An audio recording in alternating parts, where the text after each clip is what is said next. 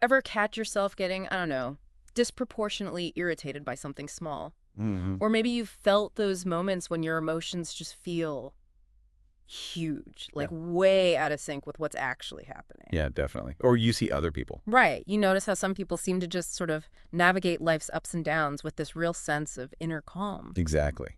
And that difference, that ability to bounce back, that's kind of what we're digging into today. Yeah, it's fascinating It stuff. really is. We've been exploring some really interesting material that you, our listener, Hmm. shared with us. And at the heart of it is Stephen Porges's important work, the Polyvagal Theory. Okay. Think of this as us, like opening up the hood, Mm. trying to understand the wiring, Mm-hmm. the intricate wiring of your nervous system. And how that wiring influences, well, everything. Emotions, Your connections. emotions, yeah, the connections with other people, the way you communicate, and your capacity to find your own sense of balance, basically, Yeah. self-regulation. So our goal here, our mission for this deep dive, is to really pull out the key insights, the most useful bits from this theory. Yeah. We want to help you understand, in a clear way, how your nervous system fundamentally shapes your reactions. And your ability to connect, too. Social connection, emotional well-being, it's all tied together. Consider this your shortcut, maybe, to getting a handle on some really profound ideas. Okay, let's unpack this. Well, what's fascinating is that the polyvagal theory didn't just, appear out of nowhere. It grew out of some very common thing clinicians were seeing. Okay, like what? They noticed that individuals who had histories of ongoing trauma often showed these really pronounced fight, flight, or freeze responses. Really exaggerated reactions. Exactly. Mm. And it wasn't just in response to big, dramatic events. Sometimes even minor everyday stressors could trigger these, well, surprisingly intense reactions. And that shifted the focus, didn't it? Away from just thinking about single major incidents. It really did. There was this growing recognition of how sustained adversity, especially in early life, things like inconsistent caregiving, Yeah, or emotional abuse, Yeah. losing important or caregivers. loss of caregivers, yeah, and just that chronic feeling of not being understood or attuned to, that lack of attunement, you could really lay the groundwork for difficulties later on, So those early experiences really matter. hugely. Yeah. And a truly pivotal insight was recognizing the powerful link between secure, nurturing early attachments and our ability to manage difficult emotions as we grow. Like that foundation is built early on. Precisely. We're talking about foundational research here. Harlow's studies with primates, for instance, showing the impact of early separation. Right, I remember those. And that paved the way for decades of attachment research. People like Bowlby, Treverthen, Dozier, Pianta, Hoffer, Cloyter.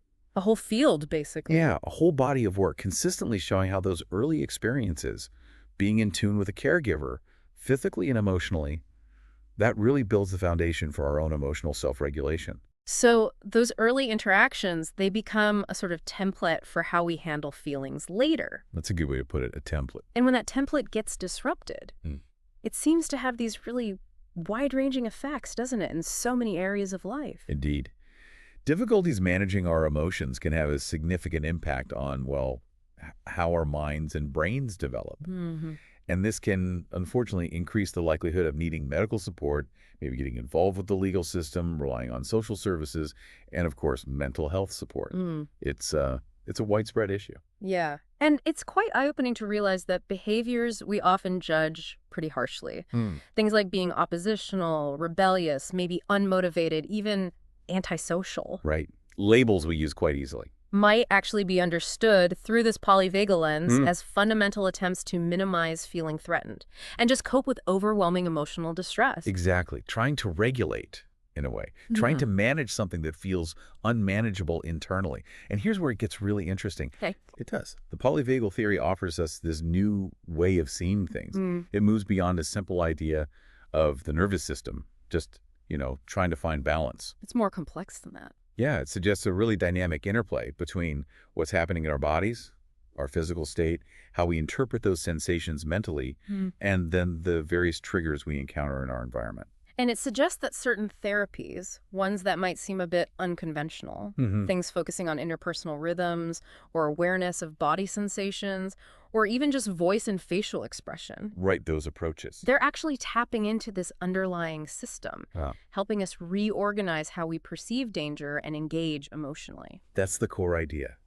Porges really highlighted how something as seemingly simple as a kind look on someone's face Yeah. or a soothing tone in their voice can have a profound effect on our physiology, our whole organism.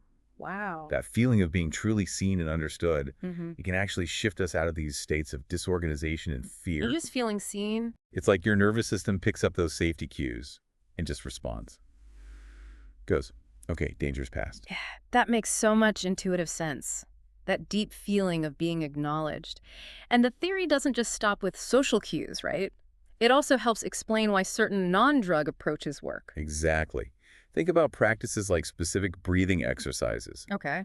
different kinds of body movement like qigong, tai chi, taekwondo, yoga, Things involving mindful movement. and even rhythmic activities, kendo drumming or davening in Jewish tradition.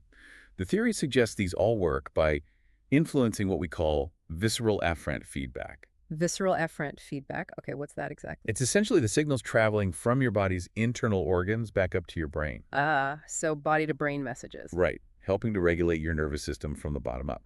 Imagine it as your body sending signals of calm, or maybe activation, back to the brain. So it's not just thoughts influencing the body. It's very much a two-way street, this constant communication. Absolutely. A continuous loop. Now, our initial understanding of the autonomic nervous system, it was very focused on the sympathetic side, wasn't it? The fight or flight. Yes, for a long time, the prevailing view really emphasized the sympathetic nervous system, mobilizing us for action. The ability to measure vagal tone, especially through heart rate variability, or HRV, that gave us a more complete picture. Right. HRV became a key measure. But initially, though, it was often thought of as just a simple seesaw.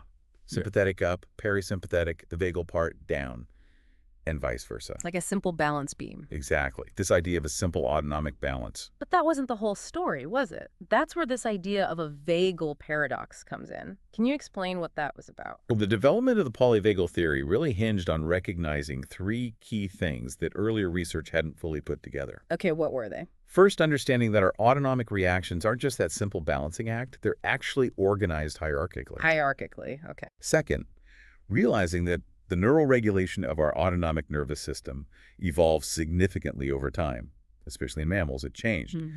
And third, recognizing that the two main areas in the brainstem where the vagus nerve originates the dorsal motor nucleus and the nucleus ambiguus, they have quite different primary functions. They do different jobs, relatively speaking. And these insights led to noticing inconsistencies, the vagal paradox. Exactly. These seemingly contradictory findings in how heart rate and heart rate variability responded in different situations. Can you give an example? What puzzled researchers?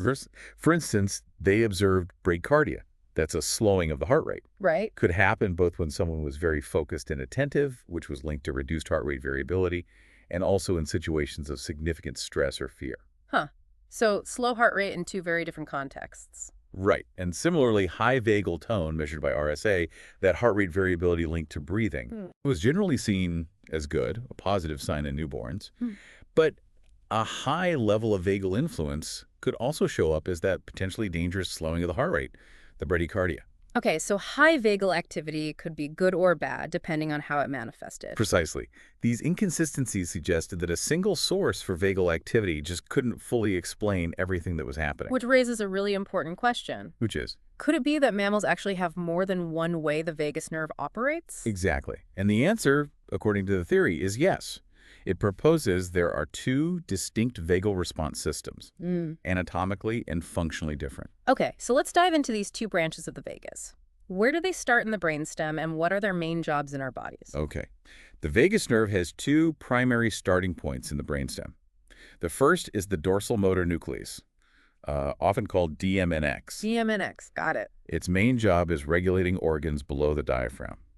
Think digestion mostly. Below the diaphragm. Okay. The nerve fibers from this nucleus are non-myelinated. That means they're slower conducting C fibers. Slower signals. Right. And physiologically, activating the system is linked with what we call neurogenic bradycardia, that slowing of the heart rate and the more primitive freeze response, immobilization. And this freeze response, you said it's primitive. What's the evolutionary link there? Is it like playing dead? Pretty much. This DMNX response is very similar to defense mechanisms we see in reptiles. Oh, okay. Think of a lizard freezing or playing dead when threatened. It helps them conserve oxygen, avoid detection. Works for them with their lower metabolic needs. But for mammals. It can be quite maladaptive, even potentially dangerous in mammals. It can lead to dangerously low heart rates, even stopping breathing apnea. Wow. So that feeling of being utterly stuck, like you can't move in a really stressful situation, that might be this ancient system kicking in, possibly overriding your ability to actively fight or flee. That makes sense. Mammals usually need that quick energy burst for fight or flight, and a sudden heart rate drop would obviously interfere with that. So what about the other branch, the second vagal system? The second main nucleus is the nucleus ambiguus, or NA. NA, okay. This branch mainly regulates organs above the diaphragm, things like your soft palate, pharynx, larynx, your voice box esophagus, bronchi in your lungs, and crucially, the heart. So throat, voice, breathing, heart. Exactly. And the nerve fibers from the NA are myelinated. They're faster B fibers. Faster signal. Much faster. And this system is linked to what Porges calls the mammalian vagal brake. It's essential for social engagement. The vagal brake, okay. It allows for really rapid adjustments in our metabolic output by precisely regulating our heart rate. It lets us calm down quickly or gear up as needed. So that moment of calm after anxiety, that's the vagal brake re-engaging. That's a great example, Okay. yeah. Your vagal brake coming back online. The vagal brake? That sounds really key. We definitely need to circle back to that. But first, how do we even know if our environment is safe or dangerous? That's where neuroception comes in, right? Exactly. Neuroception. It's a term Porges coined to describe this largely subconscious system in our nervous system. It's constantly scanning for cues of safety and threat. Subconscious scanning. Yeah, it operates below the level of our conscious awareness, our perception. Think of it like your body's own silent security system, constantly evaluating risk without you even having to think about it. So it's like our body's internal radar checking things out all the time. Precisely. And this system profoundly influences our initial gut reactions to people and places. Ah, that immediate feeling. Yeah, that immediate feeling of, oh, this person feels safe, or something feels off here. That sense of comfort or unease. Evolutionarily, that makes a lot of sense. You need quick reactions to danger. Absolutely. Defensive behaviors, mobilizing to fight or flee, or immobilizing, freezing, often need to happen reflexively, before we even consciously process the threat. It's that instant gut feeling you get sometimes, the one you can't quite explain. That's likely your neuroception at work. But it's not just about detecting danger, is it? Neuroception is also key for feeling safe, right? Critically important. When our neuroception signals safety, it effectively turns off those defense systems. The fight, flight, freeze stuff gets dialed down. Right, and that allows us to relax, to engage socially, to form positive attachments. Think about the opposite. If your system is constantly picking up threat cues, it's incredibly hard to relax, connect, or feel good. You also mentioned immobilization earlier with the dorsal vagal complex, that freeze response. But you said mammals sometimes immobilize during positive pro-social activities too. How does that work? That seems contradictory. It does seem contradictory at first glance, but it's a really crucial distinction. Immobilization, that ancient defense, does slow metabolism and raise pain thresholds. It's a shutdown state. However, in a safe and nurturing environment, this same basic physiological capacity for stillness is actually essential for many pro-social things, like conception, childbirth, nursing an infant, close bonding. Ah, so stillness isn't always fear-based. Exactly. Think about a mother needing to be still while her baby nurses, or the comfortable stillness of a warm embrace. The key difference is the underlying state of your nervous system, the neuroceptive context. Meaning whether your body perceives safety or threat. Precisely. Fear-induced immobilization triggers a cascade of potentially harmful physiological changes. But the comfort of an embrace in safety, that can be accompanied by oxytocin release, promoting bonding and well-being. It's the context detected by neuroception that dictates the outcome. So feeling safe is the green light. It allows us to connect deeply. What are the key ingredients then for actually developing and maintaining those social bonds? Developing strong social bonds really requires two main things. First, as we just discussed, those defense systems need to be inhibited. You need that neuroception of safety. Gotta feel safe first. Right. But second, you also need physical proximity and repeated positive interactions. Closeness and good experiences over time. That makes sense. Applies to parent-child bonds, adult relationships. Absolutely. It's fundamental across the board. And the role of familiar caregivers, especially for kids, seems absolutely vital in this. Paramount. A child's developing neuroception of safety relies heavily on the consistent presence and attuned responses of familiar caregivers. Consistency and attunement. Yeah, their ability to recognize a caregiver's face, voice, movements, these become powerful cues of safety. They actually work to soothe the limbic system, the brain's threat detector, and allow the newer social engagement system to come online and function properly. So it's a two-part process. First, feeling safe, then actively using those neural circuits for social connection. Now, let's go back to that vagal break you mentioned. What exactly is it, and why is it so important for us mammals navigating our social world? Okay, the mammalian vagal brake. It operates through that faster myelinated vagus nerve from the nucleus ambiguous, and it's absolutely crucial for navigating social interactions and managing our emotions. How does it work? Like a brake on a car? That's a good analogy. Yeah. It acts like a physiological restraint on our heart rate. Because it's myelinated, it acts incredibly quickly, allowing very rapid adjustments in our autonomic state. Quick adjustments? Right. High vagal tone essentially keeps our heart rate slightly lower than its intrinsic pace applying the brake. This means we can either quickly mobilize if needed by releasing the brake. Letting the heart rate rise? Yeah. Or we can rapidly calm down by re-engaging the brake. Bringing the heart rate back down, it gives us flexibility. Exactly. Flexibility to respond appropriately, whether that's engaging socially, dealing with a minor stressor, or calming down afterwards. So it's this constant dynamic adjustment. How does this system develop in babies? Are we born with it fully functional? Interestingly, no. Human infants aren't born with a fully mature vagal brake. The myelination process for that part of the vagus nerve is only partial at birth. Oh. It continues to develop significantly during those critical first few months after birth. Research actually shows a rapid increase in these myelinated vagal fibers during that early window. And what does that mean for babies born prematurely? Well, preterm infants, especially those born before around 30 weeks gestation, often lack a fully developed vagal brake. So they have less capacity for that quick regulation. Exactly. They have a more limited capacity to regulate their internal state and are much more reliant on their sympathetic system, fight or flight, and that older, unmyelinated vagus, the freeze response. Which can lead to problems. It can lead to challenges regulating vital functions like heart rate and breathing. Makes them more vulnerable to those potentially dangerous episodes of bradycardia, the heart rate drop, and apnea, the pauses in breathing. Wow. Even basic survival things can trigger it. Ironically, yes. Even basic things like sucking and swallowing, which are regulated by that older vagus, can sometimes trigger these events in preterm infants because the brake isn't fully functional yet to manage the coordination smoothly. So the development of this vagal brake in those early months is truly fundamental for healthy self-regulation later on. You also mentioned respiratory sinus arrhythmia, RSA, as being linked to this dynamic adjustment. What's happening when our RSA changes? Right, RSA. That's the natural rhythmic variation in heart rate that syncs up with our breathing. Heart speeds up slightly inhaling, slows down exhaling. Exactly. And changes in RSA directly reflect this dynamic adjustment of the vagal brake. It's like an intermediary process, constantly monitoring the level of risk in the environment. How so? When RSA is suppressed, meaning less variation in heart rate with breathing, it's associated with heightened vigilance, more focus, longer attention spans. So less variability means more alert. Sort of. And interestingly, in infants, suppressed RSA is also linked to being more easily soothed. It's almost like a slight release of the vagal brake makes us more alert and ready to respond if needed. But we can quickly re-engage it fully to promote calm and relaxation when the environment feels safe again. It allows for that flexible shifting between states. That's a really subtle and fascinating way our body manages attention and soothing. Now let's connect all this intricate physiology to our experience of emotions.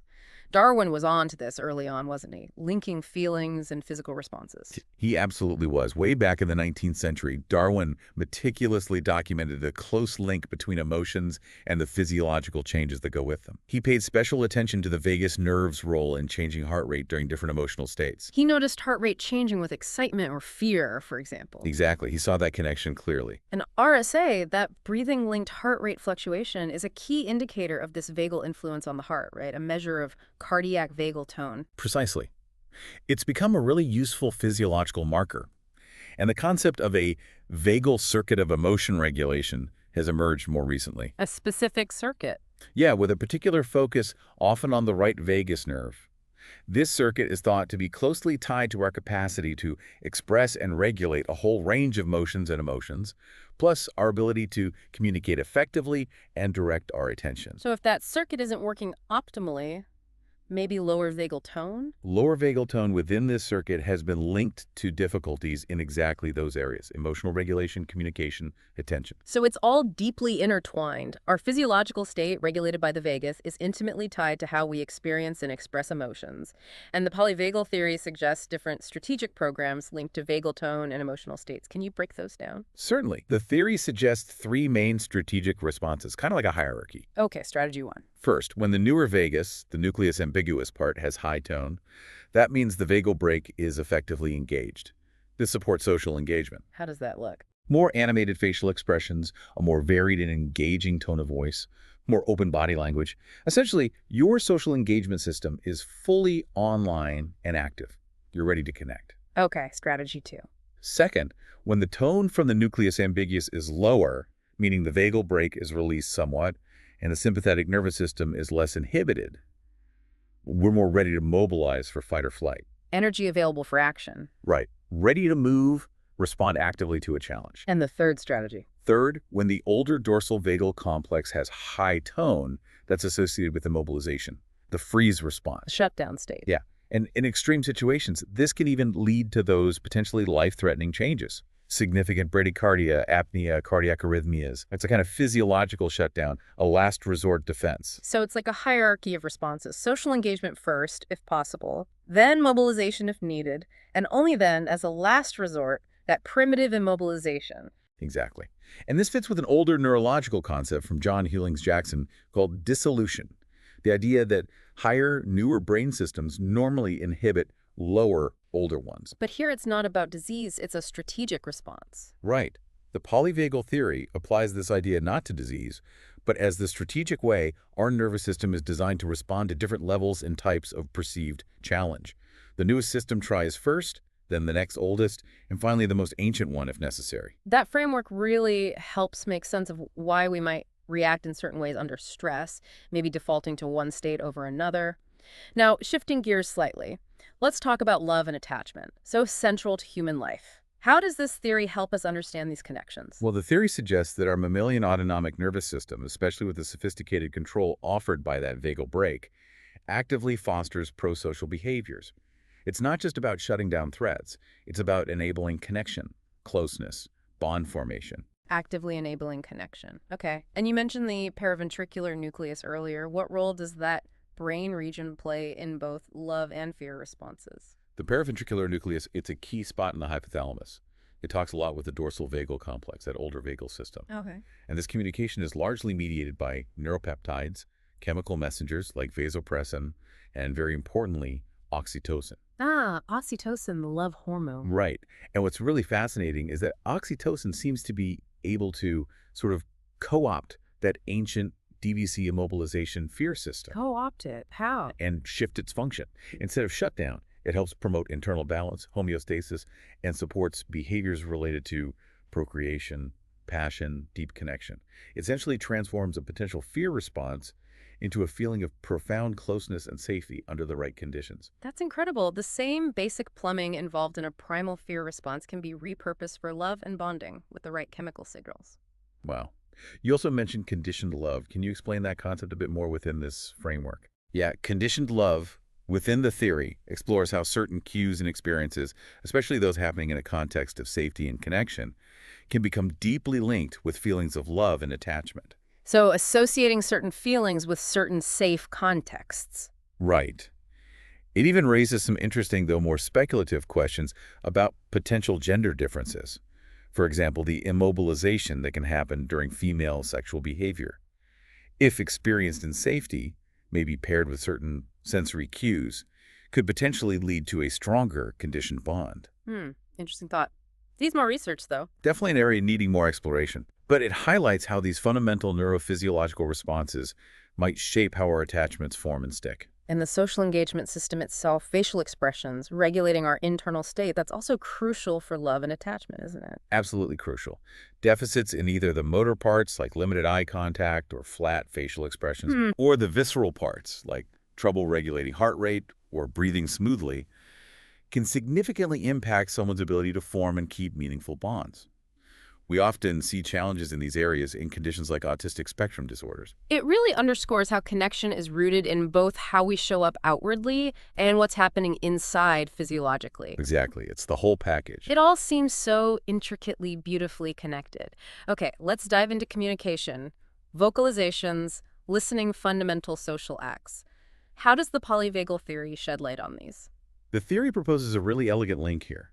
It suggests that the evolution of our more sophisticated autonomic regulation in mammals went hand in hand with the emergence of this integrated social engagement system, Okay. a system specifically optimized for vocal communication. Think about it, our ability to convey subtle emotions and intentions through our voice. That's pretty unique to mammals. Yeah, the nuances in tone and pitch, and the diaphragm, that muscle unique to mammals, plays a key role in coordinating voice and breathing, doesn't it? Absolutely critical.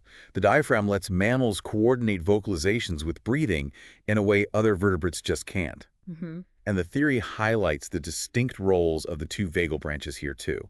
The newer vagus, from the nucleus ambiguosus, controls the larynx and pharynx muscles, shaping our voice pitch, tone, prosody. The melody of speech. Right, while the older, subdiaphragmatic vagus plays a key role in regulating the abdominal breathing needed to power those sounds. So even how we breathe and speak is tied into this complex autonomic regulation. You also mentioned some research about individuals with autism related to voice and sound processing. Yes, some research indicates that individuals on the autism spectrum might show differences in how their RSA, that heart rate variability, responds to social cues, including voices. Differences in suppression, you said. Yeah, potentially different patterns of RSA suppression compared to neurotypical individuals.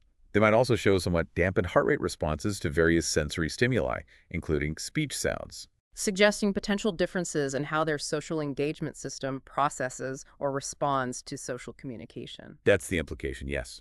Differences in the functional tuning of that system. And what about vagal nerve stimulation? The fact that it's used to treat epilepsy and depression. How does that fit this picture? That's a really powerful real-world example of the vagus nerve's reach. It influences higher brain structures, mood, seizure activity. By directly stimulating the nerve. Right. And the polyvagal theory extrapolates from this, suggesting that other forms of rhythmic sensory input that stimulate the vagus, like rocking or swinging. Things that stimulate the balance system, the baroreceptors. Exactly. These might actually be self-regulatory behavior sometimes seen in individuals with autism.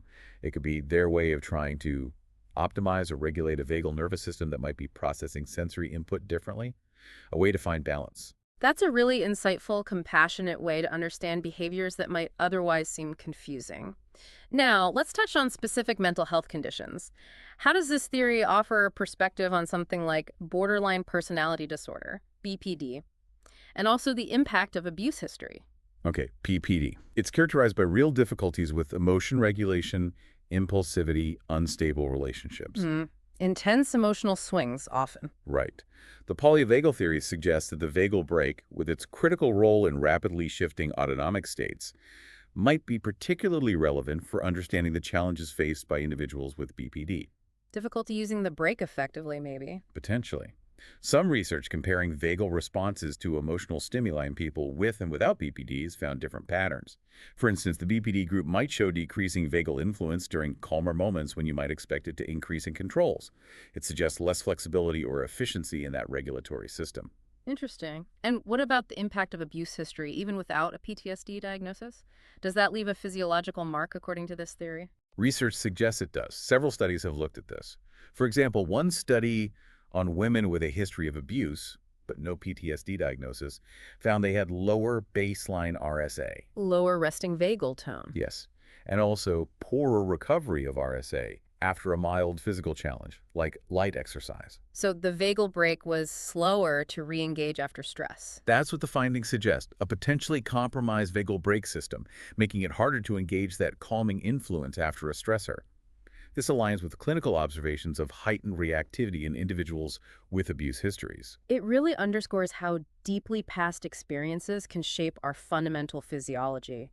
Our bodies remember. They really do carry the imprint. Okay, on a more positive note, let's look at therapeutic potential. How does the polyvagal theory help explain why something like music therapy can be effective?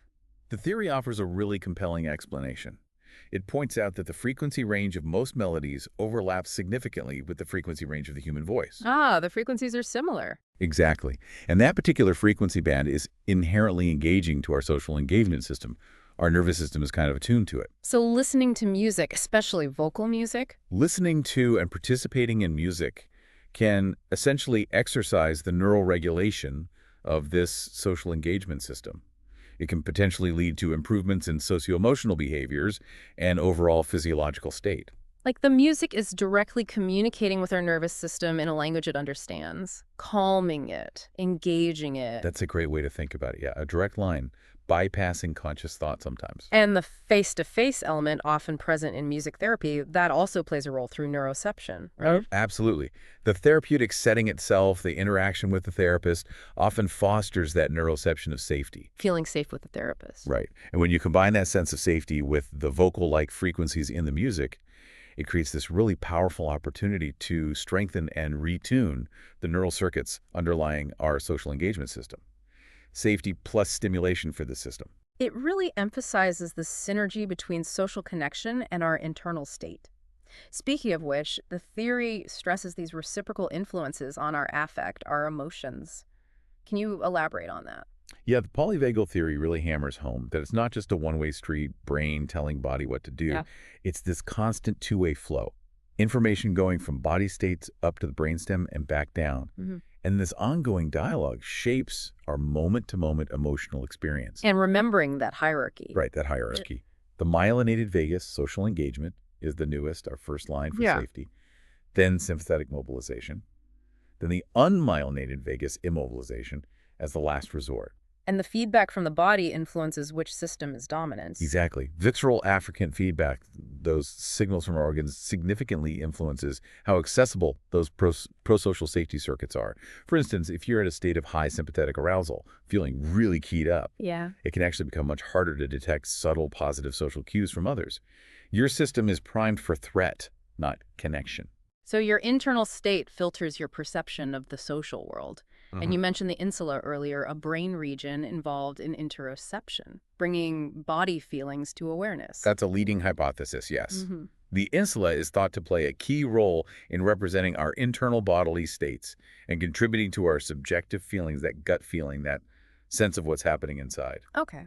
And it's interesting to think about play versus exercise in this light. It is.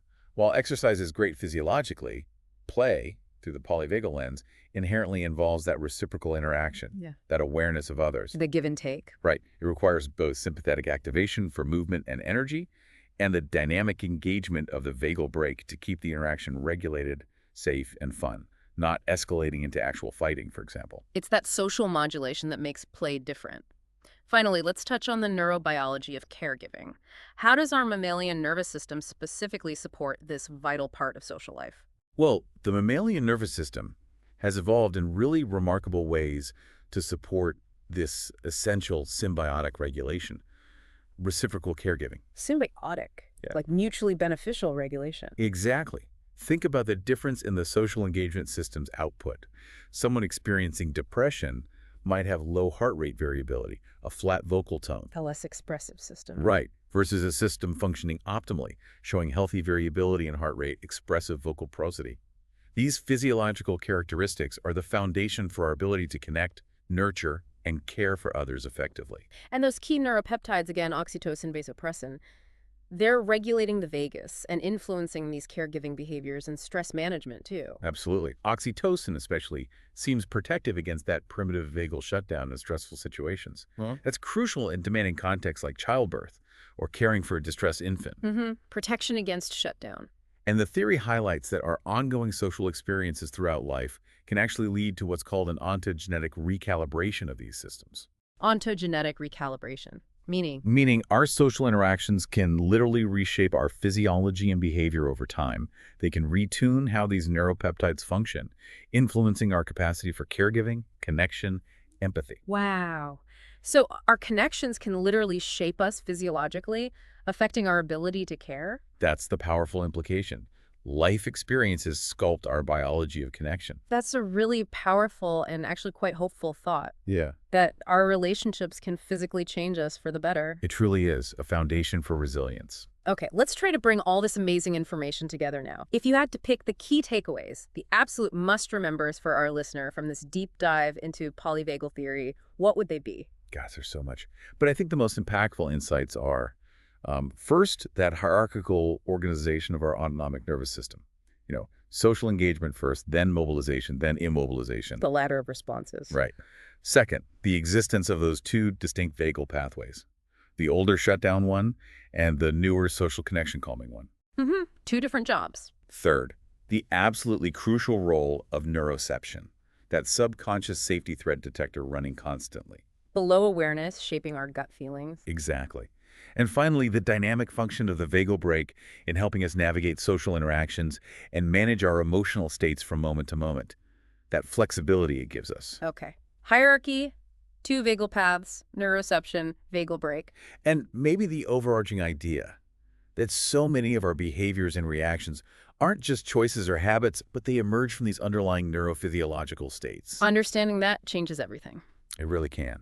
So for you, the listener, this means maybe understanding your own reactions on a much deeper, more compassionate level. So having this framework can really shift how we see ourselves and maybe how we see other people too. What might be some specific areas of personal relevance for you listening now? How could you apply this? Well, I'd really encourage you to take some time and reflect on your own experiences. Think about moments when you felt easily overwhelmed by stress, or maybe times you felt deeply connected and safe. Connect the concepts to lived moments. Exactly. Consider how these polyvagal ideas might shed light on your own patterns, your patterns in relationships, your patterns of emotional regulation, or maybe challenges you face. Becoming more aware of your own neuroceptive tendencies, like what specific things tend to trigger feelings of safety or threat for you.